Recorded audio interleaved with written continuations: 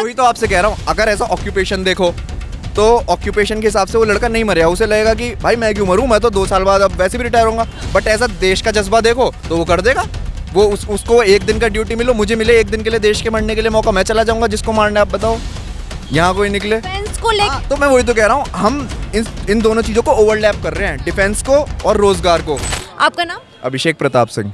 Sir अभी देश में जनरल इलेक्शन हो रहा है, मतलब लोकसभा इलेक्शन है, तो इसको लेके आपको क्या लगता है? क्योंकि 2 टेन्योर में बीजेपी की सरकार रही है।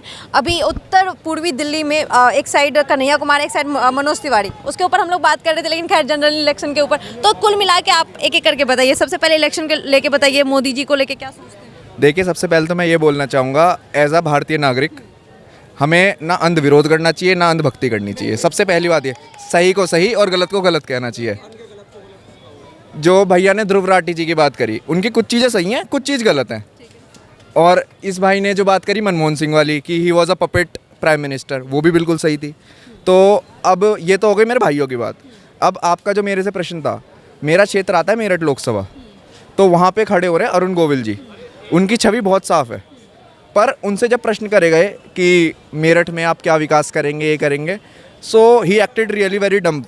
सो ही सेड कि जब जीत जाएंगे तब करेंगे। वो दिल के भले ही बहुत साफ हो, राजनीति और देश चलाना ये सब एक डिफरेंट है, बट अब कल को वो बन जाएंगे, जो कि चांसेस भी मैं आपको सही बताऊं जीतेंगे ही, ठीक है। बट वो मुंबई रहेंगे। मेरठ वाले को अगर सड़क बनवानी है, वो कैसे उन तक सिफारिश लगाएगा? ये आपने कैसे कह दिया कि वो जीतेंगे, ये ऐसा क्यों कहा आपने? आंकड़े तो सबको, लोकल वाले को नहीं पता होंगे तो किसको पता ऐसा होंगे? मतलब किस कारण से? जब आपको पता है कि वो अगर काम भी नहीं करेंगे तो फिर ऐसा क्या कारण है जो वही जीतेंगे? उनकी छवि ऐसी है ना, मतलब मेरे घर में, मेरे आस छवि ऐसी है या फिर कुछ और बात है, जैसे जातिवाद या उनके ना, वो कमल का फूल है बात। अच्छा, मतलब पार्टी की वजह से, पार्टी की वजह से बीजेपी की वजह से। लोग ना, मतलब बीजेपी इसलिए नहीं जीत रही कि वो बीजेपी है, बीजेपी इसलिए जीत रही कि और पार्टीज अपोजिशन नहीं है कुछ। अच्छा, अपोजिशन हाँ। की वजह से वो जीत रहे हैं। कहना, कांग्रेस बहुत अच्छी पार्टी है, और आपको एक सत्य बात और बताऊं, बीजेपी खुद कांग्रेस बनती जा रही है। तो जैसा आजकल चल रहा है कि बीजेपी ये कर रही है, वो कर रही है, अब कल को इन्होंने मुसलमान भाइयों के 4% के जो आरक्षण है वो हटा दिया, और वो कहा कि SC ST को देंगे। तो ये थोड़ी थोड़ी डिक्टेटरशिप वाली बात हो गई, पर कोई नहीं, हम तो नागरिक हैं, क्या पता, वो हमने उन्हें चुन के भेजा है। लेजिस्लेचर एक स्तंभ है इंडियन डेमोक्रेसी का, तो वो अच्छे हमसे कानून बनाता है। बट जब तक कोई नागरिक सवाल नहीं करेगा रूलिंग गवर्नमेंट से, तो हमें कुछ नहीं पता कि क्या सही है क्या गलत है। A patriot must always be ready to defend its country against its government. तो हमें सवाल करने हैं, जैसा भाई का कहना है, बट ऐसा भी नहीं कि अगर हम अंध विरोध कर रहे हैं मोदी का तो पूरा ही अंध विरोध करें। अच्छे को अच्छा, गलत को गलत को। फिर अपनी फेयर युद्ध वाली बात जो थी उसमें ऐसा नहीं कह रहा 100%, पर 10% उसका था, क्योंकि भारत और रशिया के संबंध हमेशा से बहुत अच्छे रहे हैं। तो पुतिन कभी भारत की बात नहीं गिरा सकता। तो मोदी जी ने फ़ोन करा था, बट ये नहीं कह रहा कि मैं सारा ही उनकी वजह से हो गया, कुछ बात ऊपर रखी, उन्हें भी इंडिया की नीड होगी कहीं ना कहीं। अब आपका दूसरा प्रश्न क्या है? ठीक है, हम धरातल की बात करेंगे, चूंकि हम पब्लिक के बीच आए हैं, तो हम ये जानने की कोशिश करेंगे कि अभी जो युवा है, चूंकि इनसे पहले इनसे भी बात हुई है, तो बेरोजगारी को लेके या महंगाई को लेके आप क्या कहना चाहेंगे? देखिए, महंगाई बिल्कुल बढ़ी है। As a private corporate employee मैं बहुत ज़्यादा टैक्स देता हूँ, बहुत ज़्यादा टैक्स देता हूँ। एक कॉमन मुद्दा है जो एक नॉर्मल कम पढ़ा लिखा इंसान भी वो सोचता है कि जब हम कोई वाहन खरीदते हैं, फॉर एन एग्जांपल एक गाड़ी खरीदी, तुमने व्हीकल टैक्स दे दिया, पेट्रोल टैक्स दे दिया, तुमने रोड पे चल रहे हो तो तुम टोल टैक्स क्यों दो? फिर उसके बाद फिर मेंटेनेंस टैक्स दुनिया भर का, टोल टैक्स का ही, फिर दोबारा से इंश्योरेंस में भी 10 तरीके के, उसमें भी रोड टैक्स आता है। तो जब हमने सरकार चुनी है, वो टैक्स से बना रही है, तो उसमें 10 तरीके के टैक्स अलग अलग तरीके से क्यों चूसा जा रहा है इंसान को? एक चीज़ बताइए। महंगाई बिल्कुल बढ़ी है, बिल्कुल बढ़ी है। अब लोग कहते हैं एक डायलॉग, शेर पाला है खर्चा तो होगा हैं? तो ये थोड़ी भैया शेर पाला है तो हमने थोड़ी कहा था भाई, हमारा जो काम एक कुत्ते से हो सकता है, जरूरी थोड़े शेर पाले। शेर पाले तो उसे हम जंगल भी छोड़ के आ सकते हैं। ये मैं अंध विरोध में नहीं कह रहा, ये लोगों की बेवकूफ़ी की वजह से कह रहा हूँ कि वो कुछ भी, कहीं भी, कैसे भी, बस अपनी बात सिद्ध करने के लिए कुछ भी बोल देते हैं। यहाँ तक कि राम मंदिर वाला जो मुद्दा है, खैर वो तो खैर अलग ही हो जाएगा, वो अलग हो जाएगा। चलिए, इकोनॉमी को मतलब लेके महंगाई और बेरोजगारी भी मैं कहूँगा, कांग्रेस के टाइम पे जो भर्तियाँ निकलती थी वो ज़्यादा थी, as compare to BJP decline हुई है। पर सरकार ऐसे वादा नहीं करती कि हमें रोज़गार देना, बट सरकार की डीपीएसपी के उसमें कॉन्स्टिट्यूशन के DSP DPSP directive states principle of states के अकॉर्डिंग उनकी ड्यूटी है कि वो रोज़गार प्रोवाइड करे।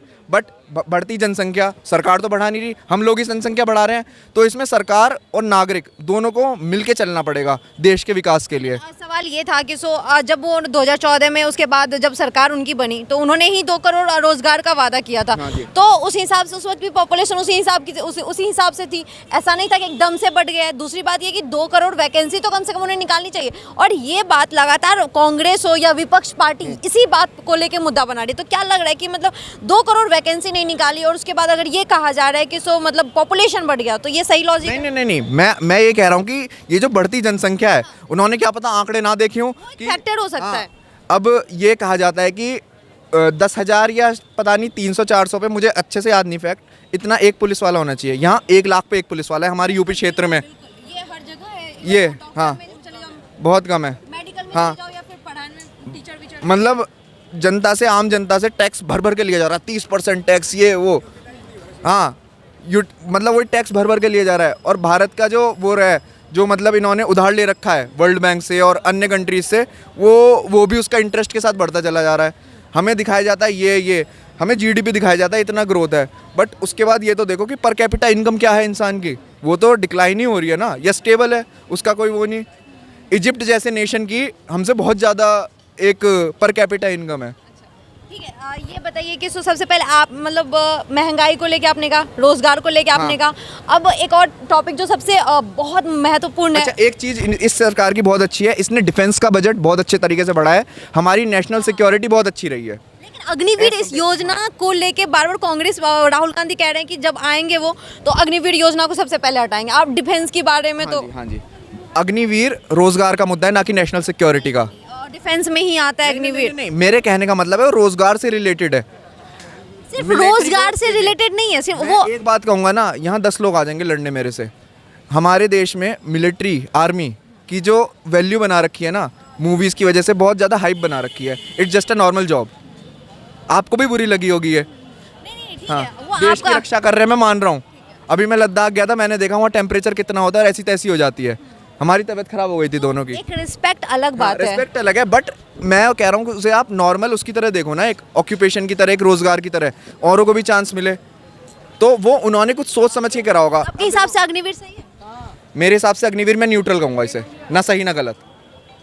तो मतलब डिफेंस में जो अग्निवीर 4 साल के लिए लड़के जा रहे हैं और ट्रेनिंग लेके और उनसे लड़ेंगे, अगर मतलब अपोजिशन में कोई भी आएंगे। मेरे कहने का मतलब है, अगर आप सरकार के उससे देखें, उनके अकॉर्डिंग वो देश का विकास हर चीज से देखें। आप उस तरह से मत देखिए, आप इस तरह से देखिए कि बॉर्डर पे एक लड़का जा रहा है, उस हिसाब से एक सैनिक की तरह लड़ रहा है, तो क्या वो मैं वही तो आपसे कह रहा हूँ, अगर ऐसा ऑक्यूपेशन देखो तो ऑक्यूपेशन के हिसाब से वो लड़का नहीं मरेगा, उसे लगेगा कि भाई मैं क्यों मरूं, मैं तो 2 साल बाद अब वैसे भी रिटायर होऊंगा। बट ऐसा देश का जज्बा देखो तो वो कर देगा। वो उसको 1 दिन का ड्यूटी मिलो, मुझे मिले 1 दिन के लिए देश के मरने के लिए मौका, मैं चला जाऊंगा जिसको मारना है। आप बताओ, यहाँ कोई निकले। डिफेंस को लेके तो मैं वही तो कह रहा हूँ, हम इन दोनों चीज़ों को ओवरलैप कर रहे हैं, डिफेंस को और रोजगार को। जो बंदा है वो दोनों तरीके के बंदे आज भी हैं जो देश के लिए मरने मिटने को रेडी हैं, और बहुत से वो लोग हैं जिन्हें लगता है कि वो रिटन एग्जाम्स और बाकी चीज़ों के लिए compatible नहीं है। They have only one source of income, that is to run through their physical, मतलब रेस वगैरह जो भी मारे और उसकी वजह से वो जीत जाएं। मतलब पैसे के लिए किसी भी हाल में अग्निवीर योजना में चले जाओ, पैसे मिल जाएंगे। कुछ ओवरलैप हो रही है 2 सिचुएशंस, हमारी डिफेंस वाली भी और हमारी एम्प्लॉयमेंट भी। तो इसीलिए मैं न्यूट्रल रह जाता हूँ इस चक्कर में।